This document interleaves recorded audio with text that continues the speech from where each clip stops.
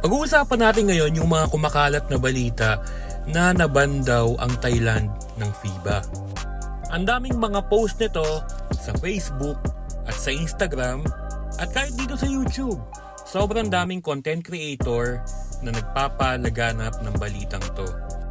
Masasabi ko lang, isa na naman tong malaking fake news. Wow!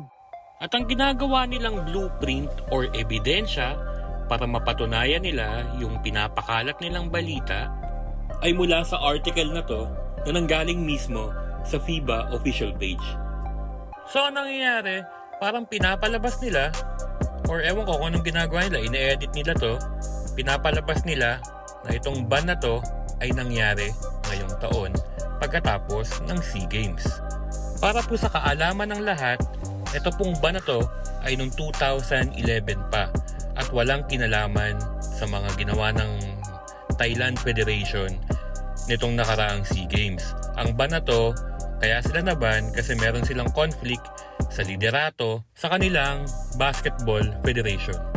Sa akin lang, no? Tama na. Huwag na natin palakihin to. Oo, marami silang ginawang mga mali, no? Marami silang ginawang pagmamanipula. Pero, nakuha pa rin natin yung panalo. Napahiya pa rin sila. So, okay na yun. Tigilan na natin. Huwag na nating parisan kung ano man yung mga nagawa nilang hindi maganda.